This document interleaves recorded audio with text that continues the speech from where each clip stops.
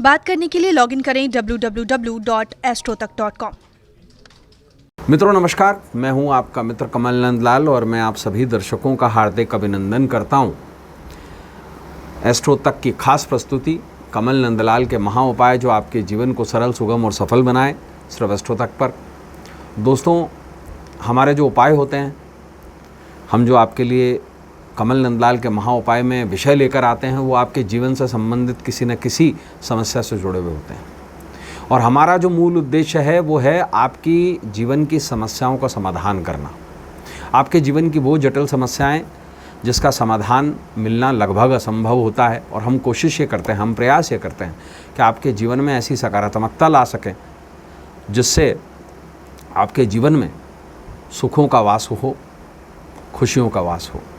और हमारा जो आज का विषय है वो भी इसी से ही जुड़ा हुआ है। नींबू का खास टोटका करेगा कर्जों का अंत। अब हम ऐसा क्यों कह रहे हैं? देखिए, ये महीना ही बड़ा ख़ास है। इस महीने का नाम है ज्येष्ठ। ज्येष्ठ का मतलब होता है बड़ा, अग्रज। शास्त्रों में लक्ष्मी को कनिष्ठिका यानी कनिष्ठा, छोटी बहन बताया गया है, जबकि पार्वती के एक प्रारूप को ज्येष्ठा कहा गया है। इसी प्रकार से विष्णु को कनिष्ठ भ्राता और भगवान शंकर को ज्येष्ठ कहा गया है।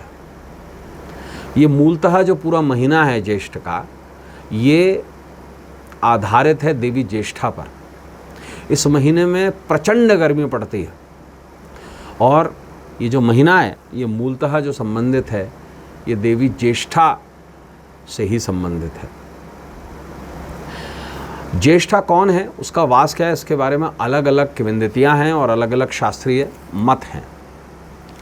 मूलतः से ज्येष्ठा लक्ष्मी का ही एक प्रारूप है, और कई जगह इसका वर्णन 10 महाविद्या में भी दिया गया है, और तंत्रसार में भी धूमावती को ज्येष्ठा कहा गया है, और कई जगह ज्येष्ठ लक्ष्मी भी इन्हें कहा गया है। ज्येष्ठ लक्ष्मी, कई लोग इन्हें दारिद्रता कहते हैं, कई लोग इन्हें धूमावती कहते हैं, कई लोग इन्हें ज्येष्ठा कहते हैं, लेकिन मूलतः ये गणपति की माता हैं और इन्हें ही ज्येष्ठा कहा गया है।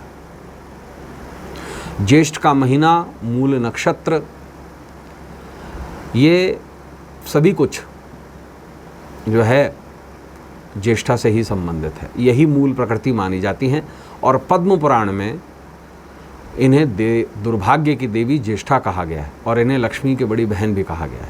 इनकी उत्पत्ति भी समुद्र मंथन के समय हुई थी। ये देवी लक्ष्मी से बिल्कुल ही अलग है। ये सदैव देवी लक्ष्मी के साथ ही रहती हैं।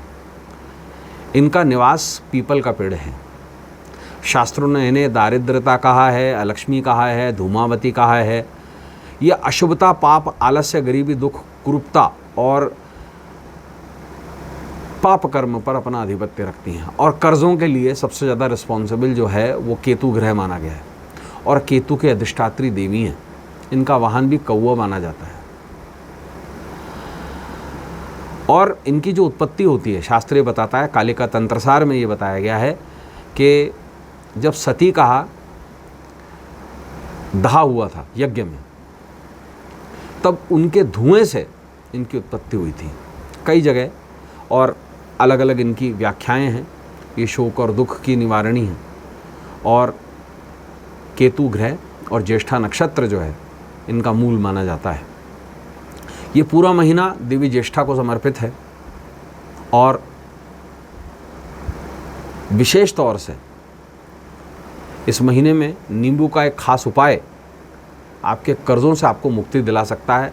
आपको बताऊंगा ज्येष्ठ लक्ष्मी का एक विशेष मंत्र भी, और विशेष आपको क्या करना है। देखिए, किसी भी दिन, जिस दिन केतु का नक्षत्र पड़ जाए या बुधवार का दिन, किसी भी ऐसे दिन कर्जों से मुक्ति के लिए क्या करें आप, एक नींबू ले लें और उस पर एक लौंग लगा लें, और ये नींबू और लौंग लेकर जहाँ पर भी आप पैसा रखते हैं, चाहे वो गल्ला हो, चाहे वो अलमारी हो, चाहे वो तिजोरी हो, चाहे कोई ड्रॉर हो, वहाँ से इसे 7 बार उल्टा मार लें, और इससे देवी ज्येष्ठा पर चढ़ा दीजिए। और इस पूरे प्रयोग में एक विशेष मंत्र का जाप कीजिए, ह्रीम श्रीम ज्येष्ठा लक्ष्मी नमः। ह्रीम श्रीम ज्येष्ठ लक्ष्मी नमः, ये बोलते हुए इसे किसी पीपल पर चढ़ा दें, क्योंकि पीपल ही निवास है ज्येष्ठा का। तो आश्वस्त करता हूँ, कर्ज़ों से निश्चित मुक्ति मिलेगी। तो दोस्तों आज के लिए बस इतना ही, कल आपसे फिर मुलाकात होगी। इजाज़त दीजिए, नमस्कार, नमः शिवाय।